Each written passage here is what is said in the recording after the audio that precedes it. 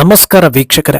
ಮೋದಿ ಸರ್ಕಾರದ ವಿರುದ್ಧ ಒಂದಾದ ನಂತರ ಒಂದು ಆರೋಪ ಅಜೆಂಡಾಗಳನ್ನ ಬಿತ್ತಿ ಸದ್ಯಕ್ಕೆ ಯಾವುದೇ ಒಳ್ಳೆ ಅಸ್ತ್ರ ಸಿಗದಿದ್ದಾಗ ಇರಾನ್ ವಿಚಾರವನ್ನ ಕಾಂಗ್ರೆಸ್ ಮುನ್ನಡೆಗೆ ತಂದಿತು. ಆದ್ರೆ ಈಗ ಖುದ್ದು ಅದೇ ವಿಚಾರ ರಾಹುಲ್ಗೆ ಬ್ಯಾಕ್ ಫೈರ್ ತರಿಸ್ತಾ ಇದೆ. ಯುದ್ಧ ನಡೀತಾ ಇರೋ ಹೊತ್ತಲ್ಲಿ ಮೊದಲ ಬಾರಿಗೆ ಇರಾನ್ ಕಡೆಯಿಂದ ರಿಯಾಕ್ಷನ್ ಬಂದಿದ್ದು ಭಾರತದ ಕುರಿತಂತೆ ಅವರು ಹೇಳಿದ ವಿಚಾರ ಎಲ್ಲರ ಕಣ್ಣರಳಿಸ್ತಾ ಇದೆ. ಕೈ ನಾಯಕರಿಗೆ ಇನ್ನೇನು ಮಾತಾಡದಂತೆ ಮಾಡ್ತಾ ಇದೆ.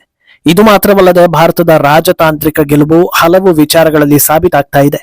ತೈಲದಿಂದ ಹಿಡಿದು ಎಲ್ಲಾ ಅಗತ್ಯ ವಸ್ತುಗಳ ವಿಚಾರದಲ್ಲಿ ಭಾರತ ಸೇಫ್ ಝೋನ್ ನಲ್ಲಿದೆ.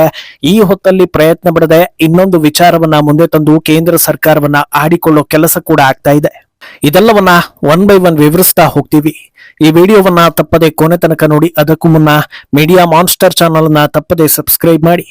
ಎಸ್, ಮೊದಲನೇದಾಗಿ ಮಧ್ಯಪ್ರಾಚ್ಯದಲ್ಲಿ ಆಗ್ತಾ ಇರೋ ಯುದ್ಧಕ್ಕೂ ಭಾರತಕ್ಕೂ ಸಂಬಂಧ ಏನು, ಭಾರತದಲ್ಲಿ ಏನಾಗ್ತಾ ಇದೆ, ಭಾರತಕ್ಕೆ ಏನಾಗಬಹುದು, ಕೇಂದ್ರ ಸರ್ಕಾರದ ಮುಂದಿನ ನಿಲುವೇನು, ಇಂಥ ಸೂಕ್ಷ್ಮ ಹಾಗೂ ಪ್ರಮುಖ ವಿಚಾರಗಳ ಬಗ್ಗೆ 90% ಜನರಿಗೆ ಅರಿವಿಲ್ಲ.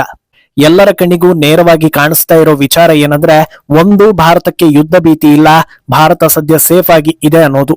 ಇನ್ನೊಂದು, ಸದ್ಯದ ಮಟ್ಟಿಗೆ ಆಹಾರಕ್ಕಾಗಲಿ ಅಥವಾ ಇನ್ನಿತರೆ ದಿನೋಪಯೋಗಿ ವಸ್ತುಗಳಿಗೆ ಯಾವುದೇ ಸಮಸ್ಯೆ ಇಲ್ಲ ಅನ್ನೋದು. ಆದ್ರೆ ಇದರ ಹೊರತಾಗಿಯೂ ನಮ್ಮ ದೇಶದ ಜನರು ತಲೆಗೊಂದು ಅಭಿಪ್ರಾಯವನ್ನ ಹೊರ ಹಾಕ್ತಾ ಇದ್ದಾರೆ. ಜಗಲಿ ಕಟ್ಟೆ ಮೇಲೆ ಕೂತು ಪ್ರಪಂಚದ ವಿಚಾರವನ್ನ ತೋಚಿದಂತೆ ಅಂದಾಜಿಸ್ತಾ ಇದ್ದಾರೆ.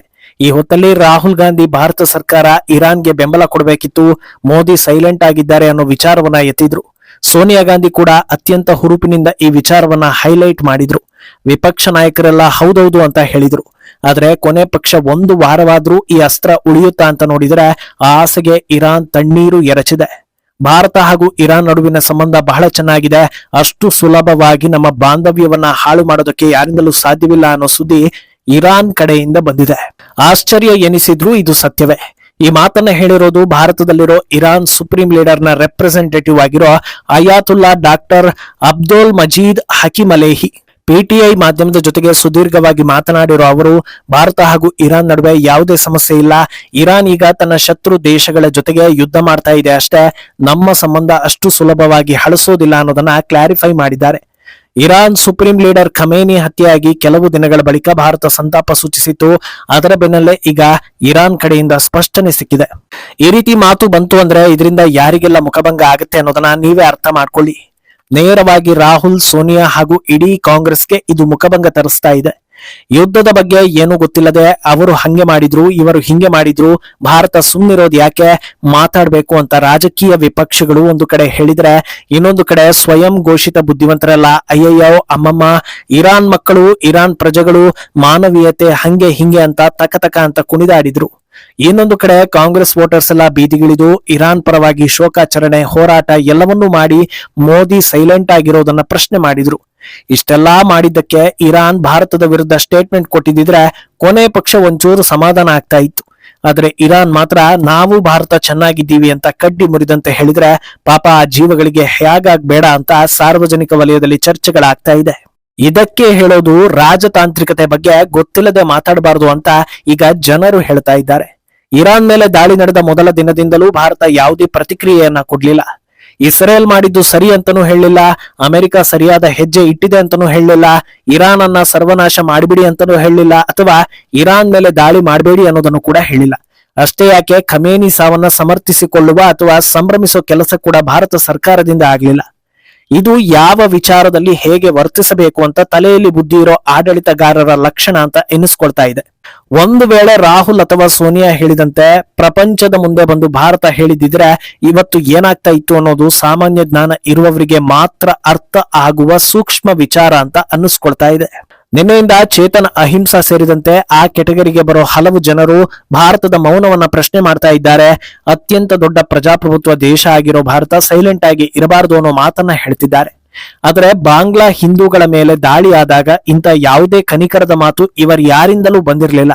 ನಿರ್ದಿಷ್ಟವಾಗಿ ಇಂಥವರಿಗೆ ಸಮಸ್ಯೆ ಆದಾಗ ಮಾತ್ರ ಮಾತಾಡೋದಾದ್ರೆ ಈ ತೆವಲಿಗೆ ನಿಮ್ಮಲ್ಲೇ ಮಾತಾಡ್ಕೊಳ್ಳಿ, ಸಾರ್ವಜನಿಕ ವಲಯದಲ್ಲಿ ನಿಮ್ಮ ಅನಿಸಿಕೆಯನ್ನ ತಂದು ಭಾರತೀಯರಿಗೆ ಡಿಸ್ಟರ್ಬ್ ಮಾಡಬೇಡಿ ಅನ್ನೋ ರೀತಿ ಜನರು ಆಕ್ರೋಶವನ್ನ ಹೊರ ಹಾಕ್ತಾ ಇದ್ದಾರೆ. ಭಾರತದ ಒಳಗೆ ಇಷ್ಟೆಲ್ಲ ನಡೀತಾ ಇರೋದನ್ನ ನೋಡ್ತಾ ಇರೋ ಇರಾನ್ ಪ್ರತಿನಿಧಿ ನಿಸ್ಸಂಶಯವಾಗಿ ವಾಸ್ತವವನ್ನ ಬಿಚ್ಚಿಡ್ತಾರೆ. ಅಂದ್ರೆ ಇಲ್ಲಿ ಓಪನ್ ಆಗಿ ಹೇಳಲಾಗದ, ಅರ್ಧಂಬರ್ಧ ಜೀವಿಗಳಿಗೆ ಅರ್ಥವಾಗದ, ಜಗಲಿ ಕಟ್ಟೆಯಲ್ಲಿ ಕೂತು ಊಹಿಸಲಾಗದ ಸಾವಿರಾರು ಸೂಕ್ಷ್ಮ ವಿಚಾರಗಳು ಇರುತ್ತೆ ಅನ್ನೋದನ್ನ ಅಂದಾಜಿಸಬೇಕು ಅನ್ನೋ ಚರ್ಚೆ ನಡೀತಾ ಇದೆ. ಇನ್ನೊಂದೆಡೆ ಮಧ್ಯಪ್ರಾಚ್ಯ ಯುದ್ಧದ ಹಿನ್ನೆಲೆ ಭಾರತಕ್ಕೆ ರಷ್ಯಾದಿಂದ ತೈಲ ಖರೀದಿ ಪ್ರಕ್ರಿಯೆ ಕೂಡ ಈಗ ಸುಗಮವಾಗಿದೆ. ಇದನ್ನ ಇನ್ನೊಂದು ರಾಜತಾಂತ್ರಿಕ ಗೆಲುವು ಅಂತ ಪರಿಗಣಿಸಲಾಗ್ತಾ ಇದೆ. ರಷ್ಯಾ ಜೊತೆ ತೈಲ ವ್ಯವಹಾರ ಮುಂದುವರಿಸೋದಾದ್ರೆ ಟ್ಯಾರಿಫ್ ಅನ್ನ ಜಾಸ್ತಿ ಮಾಡುವ ಅಥವಾ ವ್ಯವಹಾರದಲ್ಲಿ ಬೇರೆ ಬೇರೆ ರೀತಿಯ ರಿಸ್ಟ್ರಿಕ್ಷನ್ ಹೇರುವ ಬಗ್ಗೆ ಡೊನಾಲ್ಡ್ ಟ್ರಂಪ್ ಹಲವು ಸಲ ಹೇಳಿದ್ರು. ಆದ್ರೆ ಹಲವು ಮಾತುಕತೆ ಒಪ್ಪಂದಗಳ ಬಳಿಕ ರಷ್ಯಾದಿಂದ ತೈಲ ಖರೀದಿಯ ವಿಧಾನವನ್ನ ಬದಲಿಸಲಾಗಿತ್ತು, ಆದ್ರೆ ನಿಲ್ಲಿಸಿರ್ಲಿಲ್ಲ. ಯುದ್ಧದ ಈ ಹೊತ್ತಲ್ಲಿ ಖುದ್ದು ರಷ್ಯಾ ಮುಂದೆ ಬಂದು ಭಾರತಕ್ಕೆ ನಾವು ಹೆಚ್ಚಿನ ಪ್ರಮಾಣದ ಆಯಿಲ್ ಸಪ್ಲೈ ಮಾಡೋದಕ್ಕೆ ರೆಡಿ ಇದ್ದೀವಿ ಅಂತ ಹೇಳಿದ್ರು. ಈಗ ಅಮೆರಿಕ 30 ದಿನಗಳ ಕಾಲ ನಮ್ಮ ತಕರಾರು ಏನೂ ಇಲ್ಲ, ಹೆಚ್ಚಿನ ದರ ವಿಧಿಸೋ ಕೆಲಸ ಆಗೋದಿಲ್ಲ ಅನ್ನೋ ಸ್ಪಷ್ಟನೆ ಅಮೆರಿಕ ಕಡೆಯಿಂದ ಬಂದಿದೆ. ಇದು ಕೂಡ ವಿಪಕ್ಷಕ್ಕೆ ದೊಡ್ಡ ಮುಖಭಂಗವನ್ನ ತರಿಸ್ತಾ ಇದೆ. ಆದ್ರೂ ಬಿದ್ರೂ ಮೀಸೆ ಮಣ್ಣಾಗ್ಲಿಲ್ಲ ಅನ್ನೋ ಹಾಗೆ ಈ ಸುದ್ದಿಗೆ ಬೇರೆ ರೀತಿಯ ಆಯಾಮ ಕೊಟ್ಟು ಟಕ್ಕರ್ ಕೊಡೋ ಕೆಲಸಗಳಾಗ್ತಾ ಇದೆ. ರಷ್ಯಾದಿಂದ ದೊಡ್ಡ ಪ್ರಮಾಣದಲ್ಲಿ ತೈಲ ಖರೀದಿಗೆ ನಮ್ಮ ಅಭ್ಯಂತರ ಇಲ್ಲ ಅನ್ನೋದನ್ನ ಟ್ರಂಪ್ ಹೇಳಿದ್ದೆ ತಡ ಅವರು ಅನುಮತಿ ಕೊಟ್ಟಿದ್ದಕ್ಕೆ ಇವರು ಖರೀದಿ ಮಾಡ್ತಾ ಇದ್ದಾರೆ. ಮೋದಿ ಕಾಂಪ್ರಮೈಸ್ಡ್ ಅನ್ನೋ ಪ್ರೊಪಾಗಾಂಡವನ್ನ ಮತ್ತೆ ಹರಡಿಸೋ ಕೆಲಸವನ್ನ ಮಾಡ್ತಾ ಇದ್ದಾರೆ. ಇಲ್ಲಿ ಅತ್ಯಂತ ಸಾಮಾನ್ಯ ಜ್ಞಾನದ ಕೊರತೆ ಏನಂದ್ರೆ ಟ್ರಂಪ್ ಪರ್ಮಿಷನ್ ಕೊಡದೇ ಇದ್ರೆ ಏನೂ ನಡೆಯೋದಿಲ್ಲ ಅನ್ನೋ ಅಪ್ರಬುದ್ಧ ಕಲ್ಪನೆ. ಕಳೆದ 1 ವರ್ಷಗಳಿಂದ ಟ್ರಂಪ್ ಎಲ್ಲಾ ದೇಶಗಳ ಮೇಲೂ ಕೂಗಾಡ್ತಾ ಇದ್ದಾರೆ. ಆದ್ರೆ ಯಾವುದೇ ಬಲಿಷ್ಠ ದೇಶ ಅದಕ್ಕೆ ಕ್ಯಾರೆ ಅನ್ನದೇ ತಮ್ಮ ಕೆಲಸವನ್ನ ತಾವು ಮಾಡ್ಕೊಂಡು ಹೋಗ್ತಾ ಇವೆ. ಟ್ರಂಪ್ ಒಪ್ಪಿದ್ರು ಒಪ್ಪದೇ ಇದ್ರು ಭಾರತ ರಷ್ಯಾದಿಂದ ತೈಲವನ್ನ ತಂದೆ ತರುತ್ತೆ. ಜಾಸ್ತಿ ಎಗರಾಡಿದ್ರೆ ಭಾರತದ ಜೊತೆ ಡೀಲ್ ಕ್ಯಾನ್ಸಲ್ ಆಗುತ್ತೆ ಅನ್ನೋದು ಟ್ರಂಪ್ಗೂ ಗೊತ್ತಿದೆ. ಭಾರತದ ಜೊತೆ ಡೀಲ್ ಕ್ಯಾನ್ಸಲ್ ಆದ್ರೆ ಅಮೆರಿಕಕ್ಕೆ ದೊಡ್ಡ ಪ್ರಮಾಣದ ನಷ್ಟ ಅನ್ನೋದು ಸಾಮಾನ್ಯ ಜ್ಞಾನ ಇರುವವರಿಗೆ ಮಾತ್ರ ಗೊತ್ತಿದೆ. ಯಾಕಂದ್ರೆ ಭಾರತದ ಜನಸಂಖ್ಯೆ ಭಾರತಕ್ಕೆ ದೊಡ್ಡ ಪ್ಲಸ್ ಪಾಯಿಂಟ್ ಆಗಿದ್ದು ಭಾರತ ವರ್ಲ್ಡ್ ಮಾರ್ಕೆಟ್ ಆಗಿದೆ.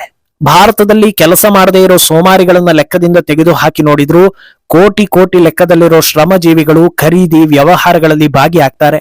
ಹೀಗಿರುವಾಗ ಯಾವ ದೇಶವೂ ಭಾರತದ ಜೊತೆ ಡೀಲ್ ಕ್ಯಾನ್ಸಲ್ ಮಾಡ್ಕೊಳ್ಳೋದಕ್ಕೆ ಮನಸ್ಸು ಮಾಡೋದಿಲ್ಲ. ಇನ್ನು ಮತ್ತೊಂದೆಡೆ ಭಾರತಕ್ಕೆ ಸದ್ಯದ ಮಟ್ಟಿಗಂತೂ ಯಾವುದೇ ಅಗತ್ಯ ವಸ್ತುವಿನ ಕೊರತೆ ಇಲ್ಲ ಅನ್ನೋದರ ಬಗ್ಗೆ ಸ್ಪಷ್ಟನೆ ಸಿಕ್ಕಿದೆ. ಪವರ್ ಹಾಗೂ ಎನರ್ಜಿ ವಲಯದಲ್ಲಿ ಯಾವುದೇ ಕೊರತೆ ಇಲ್ಲ, ಪ್ರತಿದಿನವೂ ರಿಲೀಫ್ ಆಗ್ತಾ ಇದೆ. LPG ಹಾಗೂ LNG ಯಾವುದು ಶಾರ್ಟೇಜ್ ಆಗಿಲ್ಲ. ಆಸ್ಟ್ರೇಲಿಯಾ, ಕೆನಡಾ, ಯುರೋಪಿಯನ್ ಯೂನಿಯನ್ ಹಾಗೂ US ಜೊತೆಗಿನ ವ್ಯವಹಾರ ಹೆಚ್ಚಿಸಲಾಗ್ತಾ ಇದೆ. ತೈಲ ಸಮಸ್ಯೆ ಆಗಬಾರದು ಅನ್ನೋ ಕಾರಣಕ್ಕೆ ಈಗ ರಷ್ಯಾ ಜೊತೆ ಹೆಚ್ಚಿನ ಖರೀದಿ ಮಾಡಲಾಗ್ತಾ ಇದೆ. ಮತ್ತೊಂದೆಡೆ IEA, OPEC ಹಾಗೂ ಪ್ರಮುಖ ತೈಲ ಉತ್ಪಾದಕರನ್ನ ಸಂಪರ್ಕಿಸೋ ಕೆಲಸ ಕೂಡ ಆಗ್ತಾ ಇದೆ. ಒಟ್ನಲ್ಲಿ ಅಂತಾರಾಷ್ಟ್ರೀಯ ಸಂಬಂಧಗಳು ಹಾಗೂ ರಾಜತಾಂತ್ರಿಕತೆಯಲ್ಲಿ ಮೋದಿ ಸರ್ಕಾರಕ್ಕೆ ಯಾರು ಬಿಟ್ಟಿ ಸಲಹೆ ಕೊಡೋ ಅವಶ್ಯಕತೆ ಇಲ್ಲ. ದೇಶದ ಹಿತವನ್ನ ಆದ್ಯತೆಯನ್ನಾಗಿಟ್ಟು ಸಾಧ್ಯವಾದ ಮಟ್ಟಿಗೆ ಎಲ್ಲಾ ವಿಧಾನಗಳಲ್ಲೂ ಪೂರಕವಾದ ಕೆಲಸಗಳನ್ನ ಮಾಡಲಾಗ್ತಾ ಇದೆ ಅನ್ನೋದನ್ನ ಕೇಂದ್ರ ಮತ್ತೆ ಮತ್ತೆ ಪ್ರೂವ್ ಮಾಡ್ತಾ ಇದೆ. ಮುಂದೇನಾಗುತ್ತೆ ಅನ್ನೋದನ್ನ ಕಾದು ನೋಡ್ಬೇಕು. ಈ ಬಗ್ಗೆ ನಿಮ್ಮ ಅಭಿಪ್ರಾಯವನ್ನ ತಪ್ಪದೆ ಕಮೆಂಟ್ ಮೂಲಕ ತಿಳಿಸಿ.